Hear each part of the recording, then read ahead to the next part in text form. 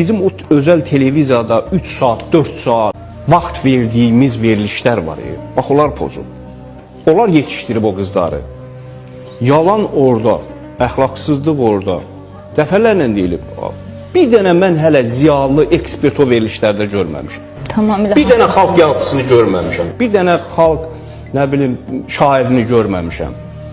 Üzr istəyirəm, elə adamlar çıxır, əxlaqdan danışır. Adama baxırsan ki, bu ömrü boyu bir qaynaniyə, qaynatıya hörmət edən adam deyil.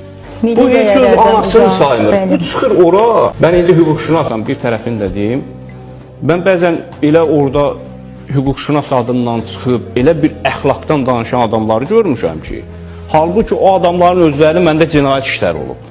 Və mən o cinayət içində görmüşəm ki, bu adam nələr eləyib və bu gün o çıxır, hər birimizin evinə daxil olur televiziya vəsitəsi və xalqa əxlaq nümayiş elətdirir ki, bu belə olmalıdır.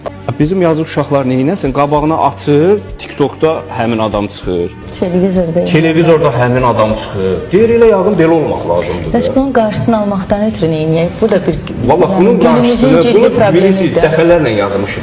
Bunu cəmiyyət olaraq yenə deyirəm ki, özümüz düzəlməliyik.